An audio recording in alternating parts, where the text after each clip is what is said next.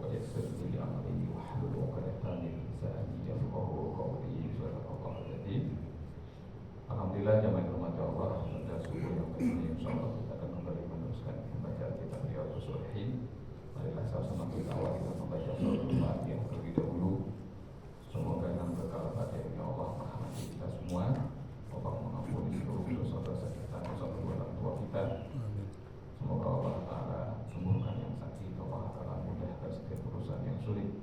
Allah kabulkan segala hajat kita di dunia maupun di akhirat. Allah jauhkan kita semua dari segala musibah dan bala. Allah kuatkan iman Islam kita hingga akhir hayat. Ala hadhihi niyah wa ala kulli niyatin shalihah. Wa ila hadrati nabiyina Mustafa Muhammadin sallallahu alaihi wasallam. Wa ila masyayikh kita Imam Nawawi rahimahullah ta'ala. Wa ila masyayikhina wa rusulina wa mulina wa kulli man haqqan alaina wa nasallallahu alaihi khairan wa nafa'ana bihi wa nafa'ana bihi syarif wa khair. Bismillahil Fatihah. أعوذ بالله من الشيطان الرجيم. بسم الله الرحمن الرحيم. الحمد لله رب العالمين الرحمن الرحيم مالك يوم الدين. إياك نعبد وإياك نستعين. اهدنا الصراط المستقيم صراط الذين أنعمت عليهم غير المغضوب عليهم ولا الضالين. ربنا زدنا علما نافعا وزدنا فهما جيدا والحقنا بالصالحين. اللهم يا معلم آدم علمنا ويا مفهم سليمان فهمنا. سبحانك لا علم لنا إلا ما علمتنا إنك أنت العليم الحكيم. اللهم صل على سيدنا محمد طب القلوب ودوائها وعافية الأبدان وشفائها ونور الأبصار ضيائها وقدرها وحفظ إليها وعلى آله وصحبه وسلم. وآخر دعوانا أن الحمد لله رب العالمين. Bismillahirrahmanirrahim. Nawaitul i'tikaf sunnatan lillahi ta'ala. Nawaitu ta'azima wa ta'lima wa rifadata wa istifadata faradillahi ta'ala. Hadis keberapa sekarang? Masih bukan? Oh masih bukan.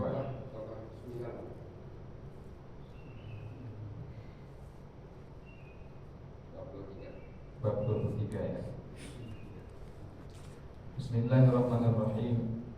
Qala al-musannifu rahimahullahu ta'ala wa nafa'ana bihi wa ulumihi fid dharain amin. Wa qala ta'ala a'udzu billahi minasy syaithanir rajim. Bismillahirrahmanirrahim. Wal mu'minuna wal mu'minatu ba'duhum awliya'u ba'd. Ya'muruna bil ma'rufi wa yanhauna 'anil munkar. Wa qala ta'ala aidan lu'ina alladhina kafaru min bani Israil ala lisani Dawud wa Isa bin Maryam dzalika bima 'asaw wa kanu ya'tadun kanu la yatanahawna 'an munkarin fa'aluhu labisa ma kanu yaf'alun. Wa qala ta'ala wa qulil haqqu min rabbikum.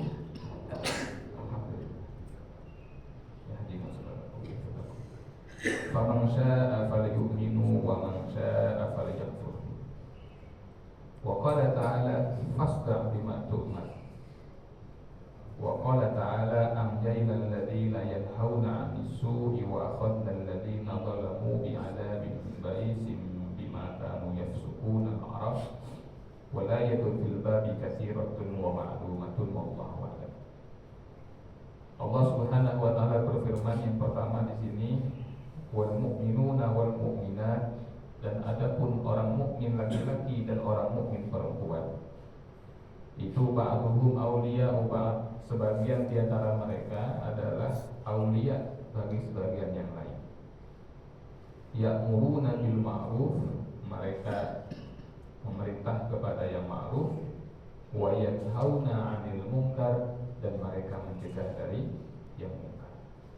Ini surah At-Taubah ayat yang ke-71. Dalam ayat ini Allah Subhanahu wa ta'ala menerangkan kepada kita tentang siapakah walinya seorang mukmin. Wali adalah satu kata yang memiliki banyak arti. Wali bisa diartikan, kalau sekarang mungkin pejabat setingkat gubernur barangkali, itu wali juga. Wali juga bisa diartikan sebagai teman setia. Wali bisa diartikan kawan karib atau orang kepercayaan juga bisa. Wali bisa diartikan pelindung atau pengayom. Anta waliyuna gitu kan, engkaulah pelindung kami atau pengayom kami ya Allah. Wali juga bisa diartikan seperti wali nikah begitu ya, yaitu orang yang mengurusi amanah ya, dalam konteks kekerabatan. Ya. Wali juga bisa diartikan sebagai kekasih ya, seperti waliullah, dan jamaknya aulia, jamaknya sama yaitu aulia, kekasih-kekasih Allah. Nah, di sini Allah menyebutkan seorang mukmin ya, hendaklah menjadikan mukmin lainnya, atau seorang mukminah hendaklah menjadikan mukminah yang lainnya sebagai wali bagi mereka. Jangan sampai ada seseorang yang mukmin lebih mempercayai ya, atau lebih mencintai, lebih mengasihi ya, selain daripada mereka ya, dibandingkan dengan mukmin atau mukminah. Maksud selain mereka atau wairohum adalah alladzina kafaru, yaitu orang-orang kafir. Itu nggak boleh.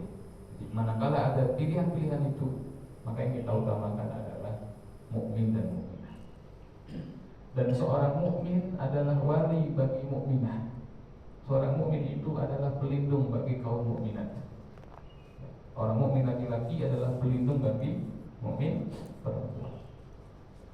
Hendaklah setiap orang Islam yang laki-laki ini ketika dia memandang saudaranya yang Islam perempuan, pandangannya adalah pandangan saudara. Sehingga yang lahir adalah perlindungan, bukan yang lain. Dan konsep itu betul-betul ditegakkan di zaman Rasulullah SAW dan setelahnya. Itu di masa Rasul itu kan sempat terjadi ketegangan yang nanti berujung kepada perang, walaupun tidak besar skalanya gitu ya, antara kaum Yahudi dengan kaum Muslimin yang ada di Madinah. Apa pangkalnya? Pelecehan kaum Yahudi kepada seorang muslimah. Jadi ada seorang muslimah yang sedang berbelanja begitu di pasarnya orang Yahudi ya, menggunakan hijab untuk aurat dengan baik. Lalu ada orang Yahudi ini yang memasang kawat. Dia pasang kawat, lalu dicantelkan ke jilbabnya atau hijabnya dari seorang muslimah. Sehingga begitu sang muslimah ini berpindah gerak atau berpindah posisi, tersingkap, kelihatan betisnya.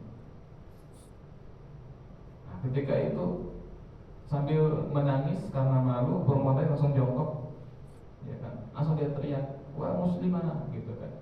Wahai orang-orang Islam laki-laki, gitu kan? Nah, di pasar itu ada seorang pemuda Islam, masih muda, ya semacam kuning lah gitu kan. Mendengar itu dia langsung lari ke situ. Dia lihat saudara yang menangis. Maka si penjual Yahudi yang tadi berbuat jahat itu sama si pemuda itu diserang lalu dibunuh.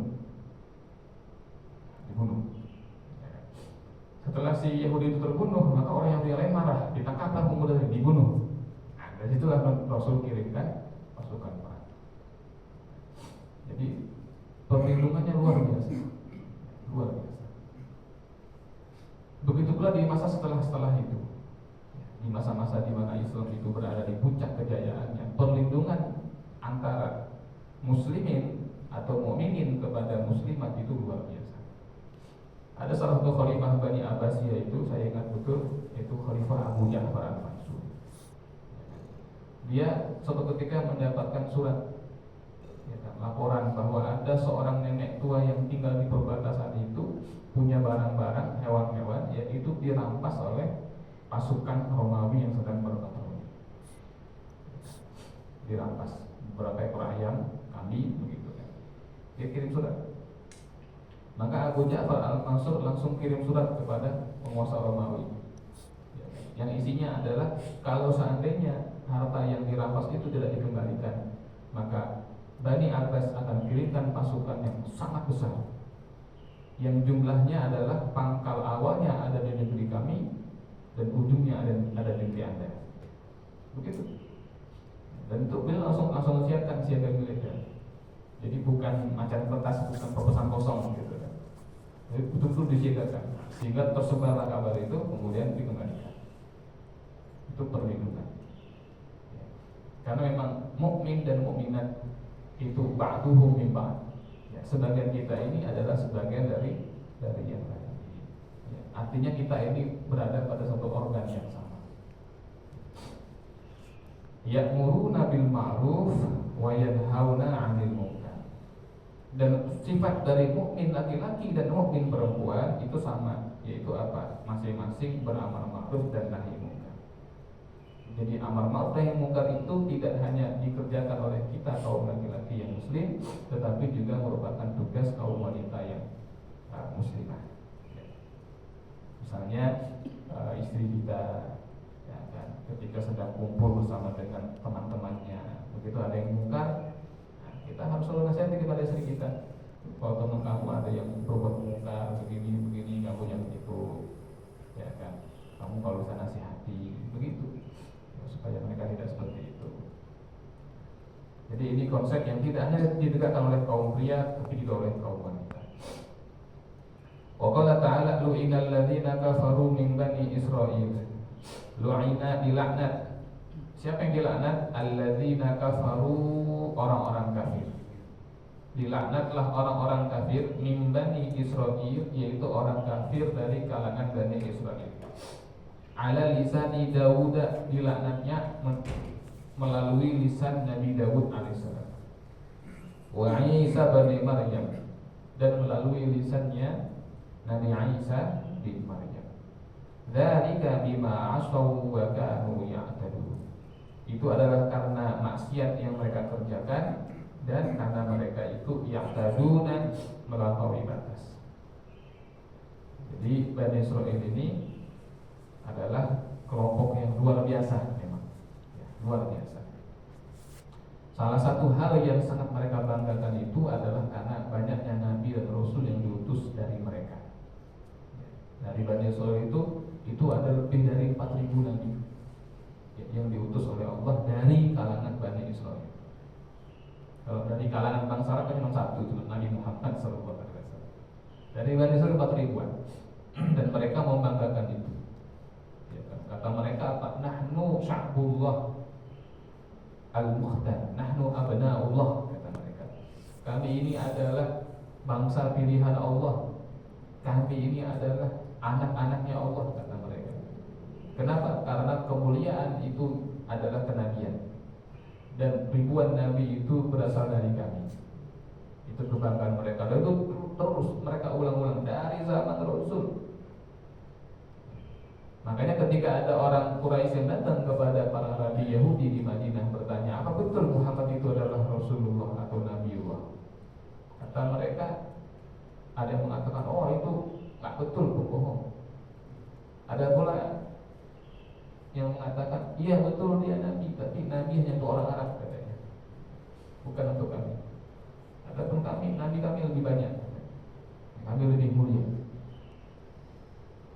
Padahal banyaknya Nabi yang diutus oleh Allah dari mereka dan untuk mereka itu bukanlah satu-satunya tolak ukur kemuliaan. Bahkan Al-Imam Ibnu Qayyim Al-Jauziyah rahimahullahu ta'ala itu mengatakan, banyaknya nabi yang diutus dari mereka dan untuk mereka itu menunjukkan betapa rusaknya mereka. Ya, betapa rusaknya mereka. Sebab kata beliau, seorang nabi itu layaknya seorang dokter. Ya kan, nabi itu seperti dokter, ngobatin, ngasih petunjuk, ngasih nasihat. Nabi itu seperti seorang dokter. Dan seorang dokter tidaklah masuk kecuali ke rumah orang yang sakit, katanya. Jadi kalau banyak dokter yang masuk ke situ gitu kan, berarti sakitnya berat banget ini. Spesialis jantung masuk ke situ, ginjal masuk ke situ gitu kan. Semua masuk ke situ. Berarti banyaknya nabi yang diutus oleh Allah dari mereka dan kepada mereka itu menunjukkan betapa akutnya ya, penyakit mereka sebetulnya. Sehingga satu dokter nggak cukup, satu nabi nggak cukup. Ya, makanya orang Yahudi itu luar biasa, ya kan? Mereka banyak menyelisihi ya, para nabi tersebut. sikap mereka melampaui batas. Nah, dilaknatlah mereka itu ya melalui lisannya Nabi Daud alaihissalam dan lisannya Nabi Isa bin Maryam. Bahkan Nabi Isa bin Maryam mengancam, ya, mereka kan minta bukti kalau betul, tolonglah turunkan hidangan dari langit katanya. Ya, ada surah Al-Maidah itu ya, nah, hidangan dari langit. Mana? Ya, kami ingin makan itu. Maka didoakan oleh Nabi Isa bin Maryam. Tapi Nabi Isa bin Maryam memberikan sebuah ancaman. Siapa yang hadir pada saat ini, pada momen yang mulia ini, ketika diberikan jamuan, lalu dia kufur kepada Allah, maka dia akan mendapat kehinaan yang luar biasa, ya, di dunia dan juga di hari kiamat. Ya, bahkan akan diancam ya, dengan azab yang sangat keras. Oleh karena itu ada dua bentuk azab yang tidak pernah Allah turunkan kecuali kepada Bani Israel. Apa itu? Yaitu dirubahnya keadaan mereka itu menjadi ya, seperti kera dan babi. Jadi rubah secara fisik. Itu tidak pernah diazabkan Allah kepada selain Bani Israel. Manusia dirubah menjadi kera dan babi. Makanya kalau teorinya Darwin kan kebalikannya, ya kan? Dari kera jadi manusia gitu kan. Nah, kalau yang di sini malah kebalik, manusia jadi kera, manusia jadi babi gitu kan. Tapi bentuknya itu adalah ta'dzib, azab, ya, azab dari Allah. Na'udzubillah, summa na'udzubillah. Yang kedua apa? Azab yang tidak pernah Allah turunkan selain kepada Bani Israel itu. Di antaranya kata sementara ulama adalah terkait dengan kisah penyaliban Nabi Isa bin Maryam, di mana akhirnya ada orang yang buruk itu, si pengkhianat itu, Allah serupakan menjadi seperti wajahnya Nabi Isa bin Maryam, dan dialah yang mendapatkan penyiksaan di dunia oleh tentara Romawi. Allah berhasil Bani Israel banyak melanggar aturan dan larangan dari Allah Subhanahu wa taala. Tetapi apa yang mereka kerjakan? Kanu la yatanahawna 'an munkarin fa'alu. Kalau ada perkara mungkar yang dikerjakan oleh mereka, la yatanahawun, mereka tidak saling mencegah. Nah, di sini para ulama tafsir mengatakan memang tidak mutlak, tetapi dipilih dulu oleh mereka. Bagaimana? Kalau yang mengerjakan kemungkaran itu adalah orang-orang kecil, maka hukuman Allah berlaku, syariat berlaku. Bagi mereka begitu para nabinya, para tokohnya. Tetapi jika yang melanggar hukuman Allah itu adalah orang-orang besar dan orang-orang kaya, maka dia pura-pura nggak tahu. Ya, seperti pepatah orang Melayu, kura-kura dalam perahu, pura-pura tidak tahu, gitu kan? Tahu gitu. Ya. Jadi mereka begitu. Kalau yang melanggar orang kecil berlaku hukum Allah. Kalau yang melanggar kaum besar maka tidak berlaku, tidak dicegah. Ini maka rusaklah tatanan hidup masyarakat di Bani Israel. Dan di masa Rasulullah SAW perkara ini pun sempat pula terjadi. Ada seorang bapak, dia datang kepada Rasulullah SAW, orang Yahudi. Dia berkata, wahai Rasulullah, katanya, tolong tegakkan hukum Taurat. Kenapa? Kata si bapak itu, anak saya terlibat berzina. Tetapi para pemuka agama kami itu memfatwakan bahwa yang harus dihukum rajam itu hanya putri saya. Sementara yang cowoknya tak dirajam. Ya cuma disuruh keliling kampung aja. Keliling kampung dengan wajah dicoret hitam. Mungkin pakai arang, Allah, ya kan, biar malu. Tapi yang perempuan harus dirajam sampai mati. Tolong berikan keputusan yang benar. Maka Nabi ke situ, ya kan. Lalu nanti diputuskan sesuai hukum dalam Taurat itu sendiri bahwa pelaku perzinahan itu harus dirajam kedua-duanya. Seperti ngeles-ngeles tuh awalnya itu radio itu, oh enggak ini dipermalukan, kata Nabi, enggak itu dirajam, ada kok ayatnya, ada hukum, ada di kitab kami. Akhirnya nggak bisa lagi menolak. Nah, maka kehancuran dalam kehidupan masyarakat itu adalah apabila hukum sudah tidak punya integritas. Penegak hukum sudah tidak dipercayai, seperti di suatu negara. masyarakat terhadap polisi itu luar biasa. Kalau di polling selalu positif trennya gitu ya, di berita itu mencapai 85% katanya gitu kan, uang ya kan, kepuasan masyarakat sampai dengan 85%. Nggak tahu masyarakat mana yang disurvei, tapi kan tidak ada asap kalau nggak ada api, kan pasti begitu. Jika kepercayaan masyarakat menurun terhadap kinerja penegak hukum, pasti ada sebab, nggak mungkin tanpa sebab. Nah, sebab yang paling banyak terjadi sepanjang sejarah Muhammad itu apa? Penegak hukum yang korup, penegak hukum yang culas, penegak hukum yang tidak adil, ya, penegak hukum yang tidak menegakkan keadilan, tidak membela yang benar, tetapi membela yang bayar. Itu yang banyak terjadi. Ini seperti tingkah lakunya Bani Israil yang dilaknat melalui lisannya para nabi. Na'udzubillah. Wa qala ta'ala wa qulil haqqu mir rabbikum. Dan Allah berfirman, dan katakanlah wahai Nabi, al-haqqu mir rabbikum, yang hak itu adalah dari Rabb kalian. Rabb ini bisa diartikan Tuhan salah satunya. Katakanlah wahai Nabi, yang benar itu adalah dari Tuhan kalian. Tetapi Rabb sebetulnya tidak hanya bermakna Tuhan dalam arti sesembahan. Karena Rabb itu memiliki banyak banyak sudut pandang. Sifat Rabb ini berbeda sama ilah. Kan kita sering la ilaha illallah, ilah itu Tuhan, sembah. Tapi Rabb itu biasanya dikaitkan dengan kekuasaan-kekuasaan. Makanya alhamdulillahi rabbil alamin. Alam, yang simbol kekuasaannya Allah. Makanya tidak dikatakan alhamdulillahil alamin, tapi rabbil alamin. Karena Rabb maknanya yang pertama adalah Khaliq. Rabb itu adalah pencipta. Yang kedua, Rabb maknanya adalah Malik, yang memiliki. Yang ketiga, Rabb itu maknanya adalah Mudabbir, yang mengatur. Yang keempat, Rabb itu maknanya adalah Muhawwil, yang membolak-balik. Jadi pencipta, pemilik, pengatur, pembolak-balik keadaan, siang jadi malam, senang jadi susah, dan sebagainya. Manusia atau makhluk nggak ada yang mengumpulkan semuanya dalam satu. Contoh misalnya, ini pulpen, saya maliknya, saya pemiliknya, tapi bukan saya yang buat. Nah kan gitu kan. Nanti ada orang yang saya yang buat ini, ya dia yang buat. Terus patennya juga milik dia, tapi bukan dia yang ngatur, yang jual orang lain. Jadi makhluk-makhluk itu nggak bisa mengumpulkan tempat ini. Yang bisa mengumpulkan penciptaan, kepemilikan, pengaturan, dan perubahan-perubahan yang ada di alam ini, itu hanyalah Allah, Rabb. Makanya sebenarnya Rabbul Alamin. Wa qulil haqqu mir rabbikum, katakan wahai Nabi, yang hak itu adalah dari Rabb kalian.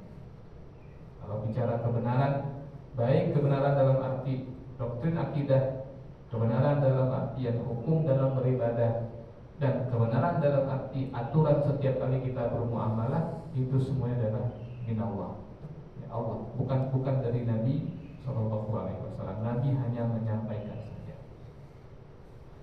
Tetapi sebagai seorang Nabi, Allah memerintahkan kepada Nabi untuk apa? Faman syaa'a falyu'min wa man syaa'a falyakfur. Faman syaa'a, maka barang siapa yang mau, ya, di antara kalian, falyu'min, silakan dia beriman. Faman syaa'a falyu'min, siapa yang mau, silakan beriman. Wa man syaa'a falyakfur, dan siapa yang mau, silakan dia kufur atau kafir. Ini surah Al-Kahfi ayat yang ke-29. Faman syaa'a falyu'min wa man syaa'a falyakfur. Siapa yang mau beriman silakan beriman, siapa yang mau kafir silakan kafir. Nah, ini Allah Ta'ala memberikan kebebasan. Siapa yang mau beriman silakan, yang mau kafir silakan. La ikraha fiddin. Tidak ada paksaan dalam beragama. Artinya seseorang yang tidak muslim tidak diperkenankan untuk dipaksa masuk ke dalam Islam. Tapi begitu orang itu Islam, ada nggak paksaan untuk dia? Ada, ya kan? Paksaannya menjadi apa? Paksaan untuk mengerjakan syariat. Begitu. Jangan sampai nanti ada orang ngakunya Islam, begitu Ramadan dia nggak puasa, siang-siang makan di nasi padang. Begitu ditangkap sama warga, ente Islam, Islam, kok nggak puasa? Kata dia, oh nggak ada paksaan dalam agama, katanya. Jangan sampai begitu. Lain hafidin gitu, orang mau puasa yang dipaksa-paksa, agama nggak maksa. Nggak begitu. Kalau ente kafir nggak dipaksa masuk Islam, tapi begitu Islam ada beban syariat di situ. Harus sholat, harus puasa, harus zakat. Ya, saking harusnya, barang siapa yang mengaku Islam tetapi meninggalkan sholat dengan sengaja, menolak membayar zakat dengan sengaja, maka perbuatan itu sudah sah menjadi dalil bagi penguasa untuk memerangi dia. Ya, seperti zaman sahabat Abu Bakar As-Siddiq. Ya, kan di antara kelompok yang beliau perangi itu adalah kelompok yang tidak mau sholat dan tidak mau membayar zakat. Itu syariat. Jadi kalau dia non Islam nggak dipaksa masuk Islam, enggak. Tapi begitu dia Islam maka ada beban syariat. Ya. Nah, tapi siapa yang mau kufur atau mau kafir ya silakan saja. Masing-masing pilihan diberikan oleh Allah dan setiap pilihan itu ada tanggung jawabnya. Faqala ta'ala fasda' bima tu'mar.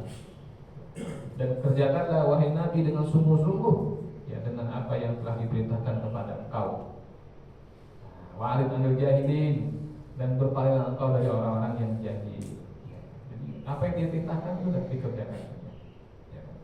Wa qala ta'ala anjaynal ladzina yanhauna 'anil su' wa akhadna alladzina zalamu bi'adzabin ba'is bima kanu yafsukun. Anjayna, sungguh kami telah menyelamatkan siapa? Alladzina yanhauna 'anil su', orang-orang yang sikapnya itu selalu mencegah dari yang jelek. Nah, di sini terdapat salah satu rahasia keselamatan di dunia maupun di akhirat adalah amar ma'ruf dan nahi munkar.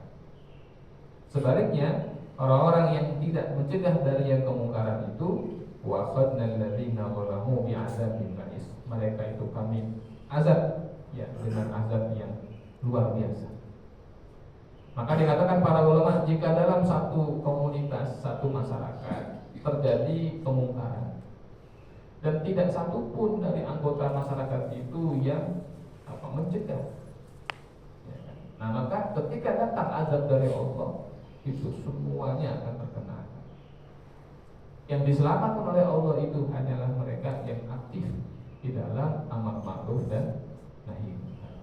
Itulah kenapa sebetulnya jika ada kawan-kawan ya, orang-orang di antara kaum muslimin yang komitmen untuk beramar ma'ruf nahi munkar, apapun resikonya, itu sebetulnya menggugurkan pundak kita dari kewajiban tersebut. Karena kalau tidak ada satupun yang bergerak, maka dosa semua. Dulu di zaman-zaman masih ada FPI, saya ingat betul. Ya kan? Dengan adanya kelompok ini, maka dari kita gugur pundak kita kewajiban. Karena mereka yang mengambil jalan itu, hanya nahi munkar. Kan harus ada yang amar ma'ruf, harus ada yang nahi munkar, kan begitu. Jangan amar ma'ruf semua, nggak ada yang nahi munkar, takutnya dosa semua. Maka harus ada itu ya kelompok-kelompok yang komitmen untuk beramar ma'ruf dan nahi munkar. Mereka lah orang-orang yang akan mendatangkan keselamatan dari Allah untuk kita semua ya, insya Allah. Sementara orang-orang yang zalim, kata Allah ya, bi'adzabin ba'is, akan kami azab dia dengan azab yang pedih, yang keras, bima kanu yafsukun, karena kefasikan atau perbuatan fasik yang mereka kerjakan. Na'udzubillah, tsumma na'udzubillah. Ini ujung daripada muqaddimah daripada bab yang ke-23, bab amar ma'ruf dan nahi munkar. Sebelum kita baca hadisnya, barangkali ada yang mau Bapak Ibu Bapak tanyakan terkait materi kita atau yang lain, saya persilakan. Kalau ada saya persilakan. Sebelum kita baca hadis yang pertama dan seterusnya. Ada, monggo Pak. Assalamualaikum warahmatullahi wabarakatuh. Waalaikumsalam warahmatullahi wabarakatuh. Kenapa orang Yahudi itu kan cuma sedikit ya Pak, paling sekitar 10%. Kok bisa menguasai dunia itu Pak?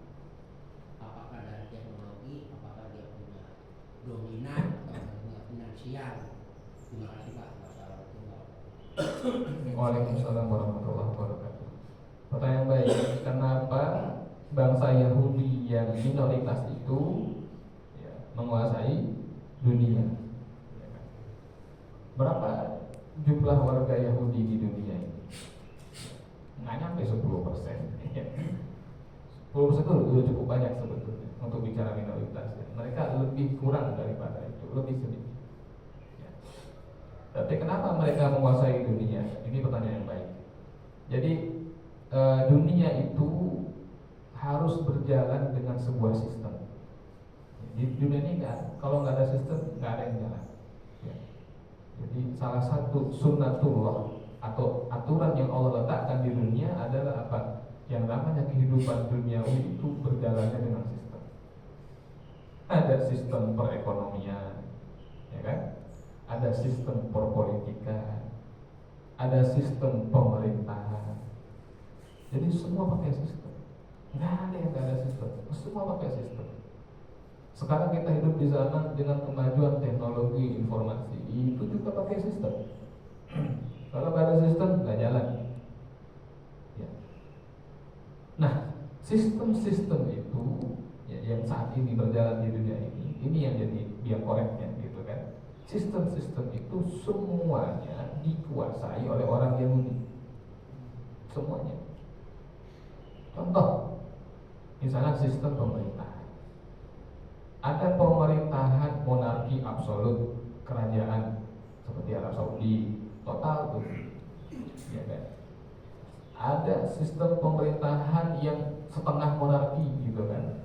Raja tetap ada sebagai kepala negara, tetapi kepala pemerintahnya adalah perdana menteri.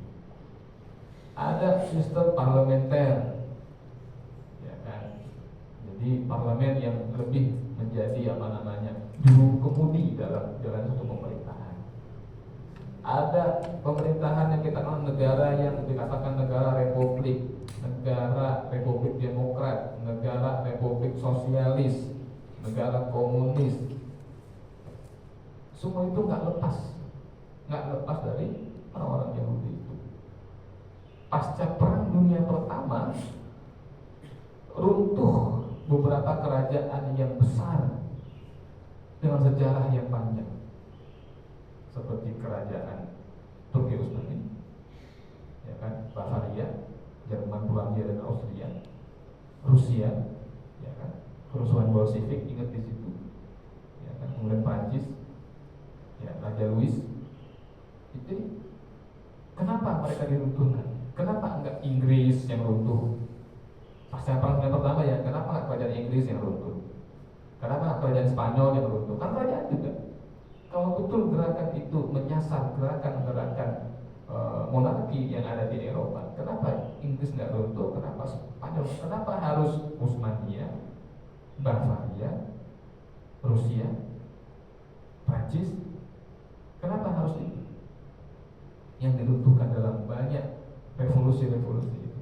Karena kerajaan-kerajaan yang besar ini mengungkap sisi gelap atau rahasia-rahasia yang tidak perlu diketahui oleh publik terkait gerakan-gerakan gelap itu, gerakan-gerakan Zionisme. Itu ada dendam di situ. Kemudian mereka ingin menjadikan Inggris sebagai kepanjangan tangan untuk menjajah negara-negara Islam. Jadi secara pemerintahan sudah luar biasa. Keuangan yang kita sama tahu, sistem perbankan itu bagaimana? Siapa yang mendesain itu? Bagaimana uang kertas yang tadinya tidak bernilai, ya kan, menjadi sangat berharga. Awalnya emas itu, Federal Reserve Amerika itu kan, emas itu harus di backup, harus menjadi backupnya uang kertas. Tapi tahun 70 kan udah dihapus pasar itu, sehingga dolar itu dicetak tidak lagi selalu berbasis kepada emas cadangan, bisa printing aja begitu aja. Nah, untuk menjamin ya kemapanan sistem ekonomi tersebut diperlukan kekuatan yang besar. Kekuatan apa itu? Kekuatan militer. Maka tidak pernah lepas yang namanya uang dengan militer itu nggak pernah lepas. kekuatan militer diperlukan untuk menjamin uang. Kita ingat di Libya misalnya, di Afrika pada umumnya, itu berapa lama berkuasa Muammar Gaddafi di Libya? Ya, puluhan tahun, nggak tersentuh. Walaupun tuduhan HAM ini, HAM itu lagu lama, sama kayak Cina, ya kan? Sejak tahun 80-an sudah dituduh dengan pelanggaran HAM di lapangan Tiananmen itu kan. Gaddafi juga sama, Libya juga sama, ya kan? Saddam Hussein juga sama. Sudah dari tahun 80-90 sudah dituduh dengan pelanggaran HAM. Tapi dia masih berkuasa sekian lama Gaddafi. Baru ditumbangkan betul-betul kapan? Ketika Gaddafi, ya kan, beberapa saat sebelum terjadinya revolusi di Libya itu, bersama dengan para pemimpin negara-negara Afrika, dia mengajak orang-orang di Afrika itu untuk apa? Menggunakan dinar emas sebagai mata uang untuk seluruh Afrika, terutama Afrika Barat, Afrika Utara, Afrika Barat, Afrika Selatan yang maju-maju, ya kan? Jadi kita di Afrika, penduduk benua Afrika menggunakan dinar emas, nggak lagi pakai uang kertas. Nah, itu titik baliknya yang langsung dirobohkan. Karena negara-negara Afrika itu mereka merdeka tapi belum merdeka sebetulnya. Sebab kebanyakan negara Afrika itu uang mereka yang beredar tersebut, ya, cadangan emasnya dalam tanda kutip, ya, cadangan emas negara itu masih harus berada di tangan negara-negara penjajah. Contoh misalnya, ada satu negara itu sekarang terkenal sekali, ya kan? Presidennya adalah seorang kapten, namanya Abraham Traoré, ya kan? Ingat Burkina Faso kalau nggak salah ya, namanya. Emas Burkina Faso itu, ya, yang disebut sebagai cadangan negara, itu ada di Bank Perancis. Itu luar biasa, ya kan? Maka dia naik murah, enggak, stop semua. Jadi emas itu harus ada di negara. Bagaimana suatu negara itu akan maju kalau keuangan dikontrol negara lain? Nah itu contoh kan. Nah Yahudi ciptakan sistem itu, ya kan? Terutama menjadikan Amerika Serikat sebagai basis. Jadi dengan adanya Amerika Serikat itulah sistem perbankan yang menjadi sumber nyawa utama dari bangsa Yahudi untuk menguasai dunia itu akan terus berjalan. Sulit, belum yang lain-lain. Nah, teknologi juga sama. Siapa yang punya uang, dia punya banyak dana untuk riset, untuk ini, untuk itu, ya kan? Semuanya berpangkal dari uang, ya, berpangkal dari uang. Jadi bukan kebetulan kalau Donald Trump sendiri mengatakan bahwa siapa yang menguasai dolar, maka dia menguasai dunia. Ya, yang seperti itu, siapa yang menguasai dolar, dia akan menguasai. Ingat Raja Faisal Arab Saudi? Kenapa dia dibunuh? Karena dia mengancam kedaulatan dolar Amerika Serikat. Kan berbasiskan dolar, setiap satu barel itu minyak dunia itu tidak berbasiskan mata uang negara yang punya kilang minyak, harus berbasis dolar. Ketika pecah perang Arab Israel, ya kan, itu Raja Faisal mengancam, ya kan, saya tutup katanya. Ya, nggak ada minyak yang datang dari Arab ke Amerika dan Eropa. Ya, silakan. Mau diboikot nggak apa-apa katanya. Kata Raja Faisal, kami orang-orang Arab sudah terbiasa dari zaman nenek moyang kami biasa naik unta, bisa hidup di padang pasir yang gersang. Kalau sekarang kami hidup nyaman, ya kan, pakai kendaraan mewah, pakai fasilitas yang bagus. Tapi kalau kami harus kembali ke zaman kakek nenek kami, nggak ada masalah katanya. Nggak ada masalah. Tapi sanggupkah kalian orang Amerika, orang Eropa hidup seperti di zaman prasejarah, gitu kan, gitu, tanpa adanya minyak? Ya. Nggak lama habis itu dibunuh Raja Faisal oleh keponakannya yang baru pulang dari Amerika Serikat. Nggak mungkin kalau itu kebetulan, nggak mungkin, nggak percaya kalau itu kebetulan. Kalau ada yang bilang itu kebetulan Ustaz, berarti nggak mikir gitu aja. Ya, nggak ada yang kebetulan, semua sudah by design, ya kan? Termasuk pembunuhan siapa? John F. Kennedy, ingat? menggoyang dolar.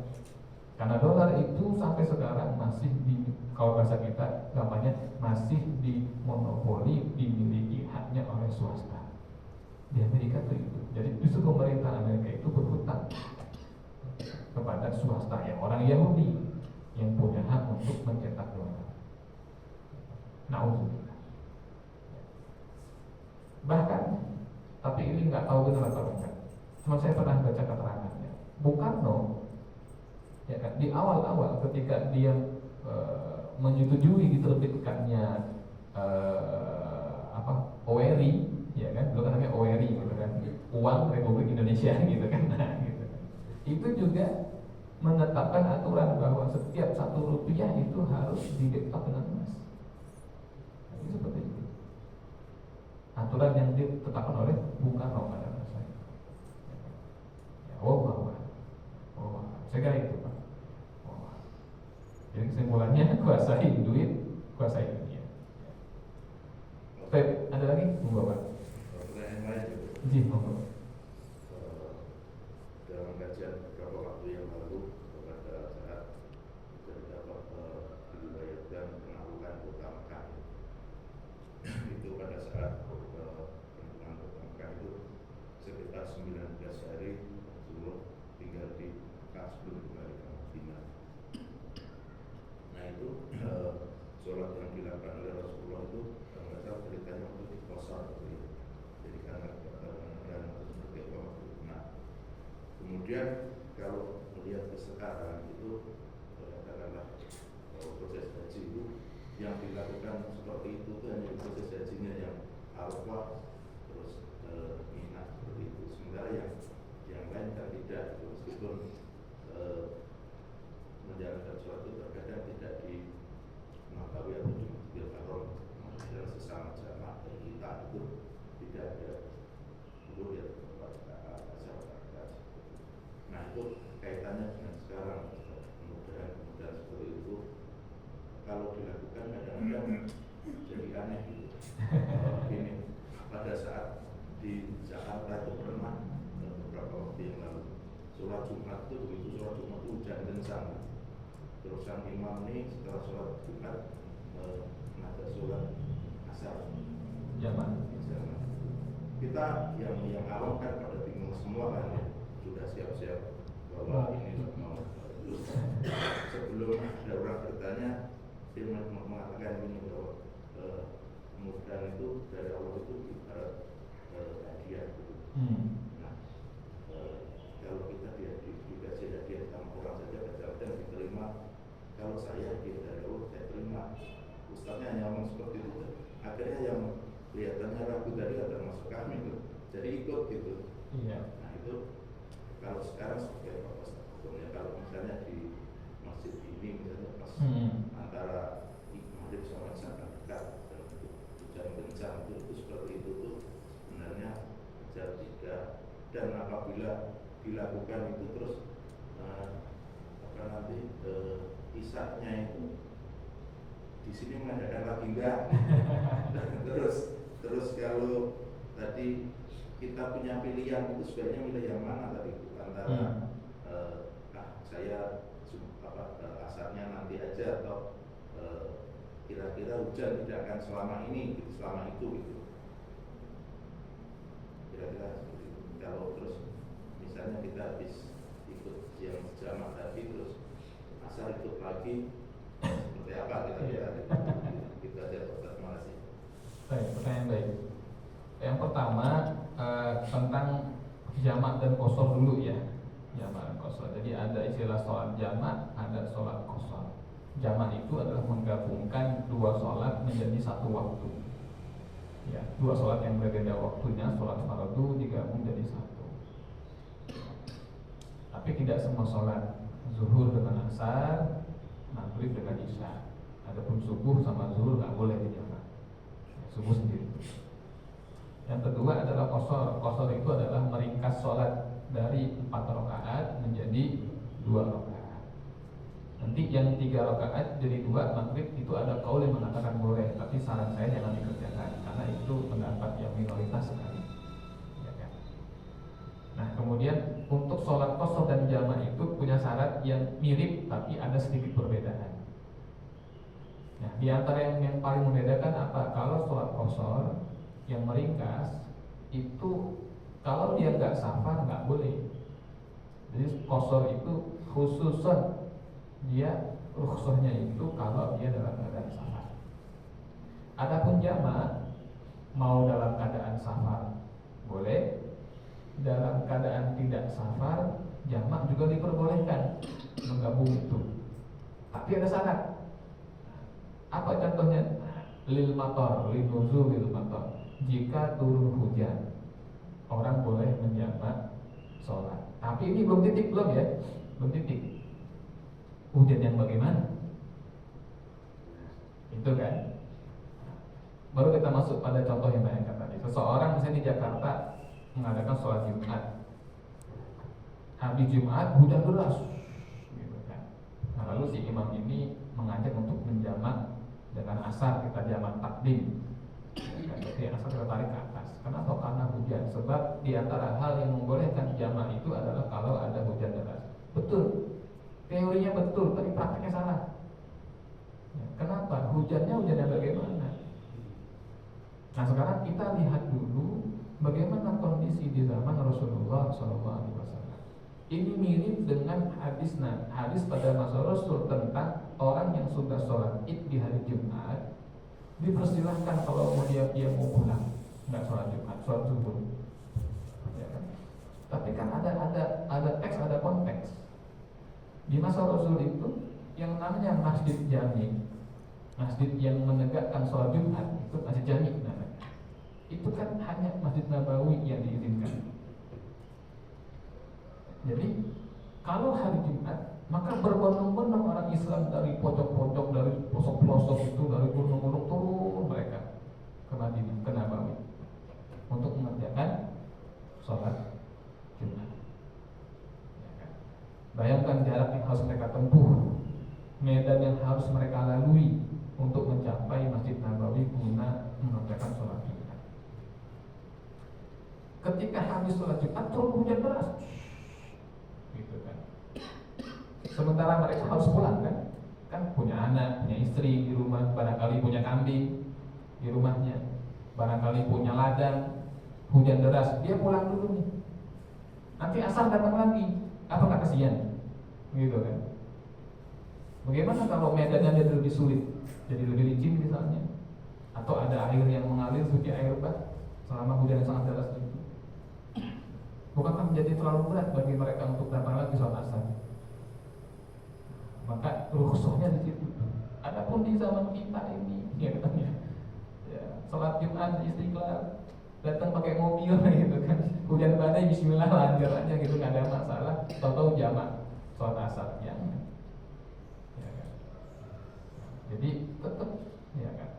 Di zaman kita ini sulit. Bisa kalau hujannya luar biasa sampai banjir, kita sholat zuhur misalnya di masjid ini, lalu hujan deras juga, wah kali Malang meluap terus sampai banjir, gitu kan. Begitu kita dari masjid udah salam, waduh udah semata kaki nih air nih, naik terus nih, ya udah langsung jamak asar, nggak apa-apa. Kalau tidak nanti kita bukannya nggak ada air, kebanyakan air banjir maksudnya gitu kan, nggak sempet lagi wudhu, nggak sempet sholat gitu kan. Kalau kayak gitu keadaannya iya boleh gitu kan. Emang nggak ada air banyak dong gitu kan. Udah segini misalnya. Jadi ya kita sempat sholat nggak apa. Tapi kalau keadaan kayak tadi sih saya rasa belum mencukupi untuk sholat jamaah asar itu. Jadi kalau ada yang kemarin ikut jamaah asar, ya kan, ya sekarang qadha aja kalau dia belum asar gitu. ya qadha. Itu ya.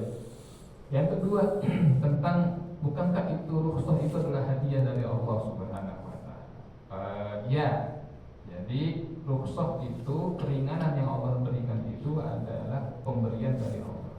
Shadaqatum min Allah, hadiyatum min Allah. Ya kan? Tapi meskipun demikian tetap ada perbedaan pandangan ya di antara para ulama di dalam memahami mana yang afdal. Contoh misalnya dalam perkara mengqashar salat. Itu kan ayatnya wa idza darabtum fil ardi falaysa 'alaikum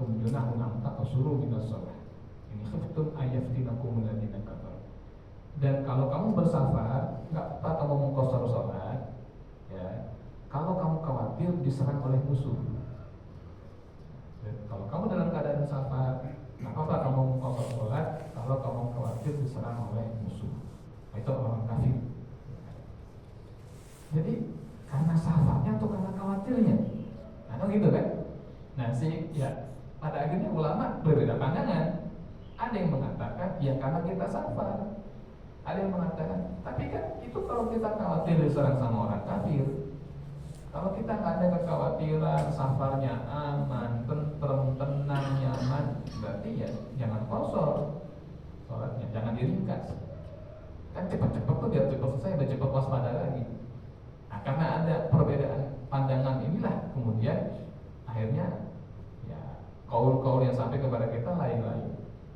Ada yang mengatakan ya sudah kalau seandainya kita nggak khawatir mah sholatnya sempurna saja, gitu kan. Apalagi bawa mobil sendiri kan. Contoh apa kekhawatiran kita bawa mobil pribadi bisa mampir, nggak khawatir ketinggalan bis gitu kan. Ya udah mampir sholat sempurna, nanti mampir sholat sempurna, itu nggak ada kekhawatiran katanya.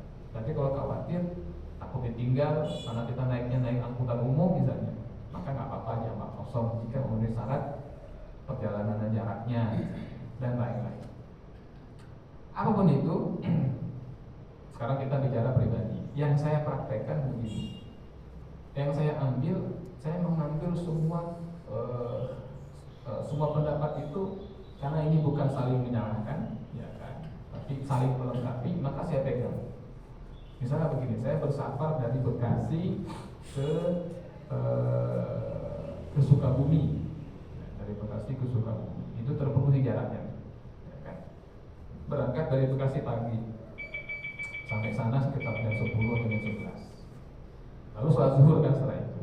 Nah sholat zuhurnya kita udah nyampe tujuan nih, karena kita kan masih boleh jamak, maksudnya itu 4 hari gitu kan masih boleh kayak gitu kan. Sampai sana sholat zuhur sempurna 4 rakaat. Sholat zuhur sempurna 4 rakaat. Karena ada ulama mengatakan semakin berat kita mengerjakan suatu amal, semakin besar keutamaannya. Dalam keadaan safar, tapi sholatnya sempurna kan itu berat, maka keutamaannya juga lebih besar. Jadi sholat dulu saya sempurna 4 rakaat, enggak dijamak, enggak dikosor, 4 rakaat selesai. Begitu asar datang, saya kosor, asar dikosor, ya, 2 rakaat. Jadi yang sempurna sudah saya kerjakan di waktu zuhur, rukhsah dari Allah yang kosor sudah saya kerjakan di waktu. Nah, begitu maghrib sama isya saya jamak plus kosor, kan gitu. Jadi dapat tuh. Yang pertama tadi zuhur sempurna, nggak jamak nggak kosor, asarnya saya kosor. Nah, begitu maghrib isya saya jamak plus kosor. Kan dapat semua tuh. Semua pendapat ulama tuh kita ambil di situ tuh. Ini bukan campur-campur karena itu dalam mazhab Syafi'i pun ada perbedaan pandangan seperti itu. Selama bukan saling membatalkan. Kalau masalah batal dan tidak nggak boleh campur-campur. Wudunya Syafi'i sah, batalnya Maliki, itu nggak boleh tuh sah sama batal soalnya. Ini kan sama-sama sah bicaranya. Nah, begitu maghrib sama isya saya jamak takdim plus kosor. Nah itu bisa berlaku tuh. Jadi saya ambil semua. Jadi saya bisa bilang nanti kepada Allah, saya nggak berat ya Allah, kerjakan secara sempurna. Tapi hadiah engkau saya ambil juga kan gitu ya. Ketika asal kan maghrib bisa kan gitu kan. Itu Pak ya. Jadi kalau hujan, menurut hemat saya di zaman sekarang hujannya tidak terlalu luar biasa ya, setelah Jumat itu sehingga belum mencukupi untuk kita mengerjakan sholat jamak. Ya. Masih lebih kuat pendapat yang mengatakan barangkali dia boleh menjamak kalau punya hajat. Misalnya kayak orang yang menikah, ya kan karena udah didandan segala macam gitu kan, kayak jamak takhir. Nah itu masih lebih kuat tuh pendapat itu di zaman ini daripada yang sekedar karena hujan. Saya kira itu ya. Wallah. Oke, ada lagi? Terakhir barangkali? Tidak ada? Cukup ya? Insyaallah yang akan datang kita baca hadis yang pertama dari sahabat Abu Sa'id Al-Khudri radhiyallahu ta'ala anhu. Mudah-mudahan yang kita pelajari ini walaupun singkat tapi bisa bermanfaat. Amin ya rabbal alamin. Kafaratul majlis. Subhanallah wa bihamdika asyhadu an la ilaha illa anta astaghfiruka wa atubu ilaik. Assalamualaikum warahmatullahi wabarakatuh. Waalaikumsalam.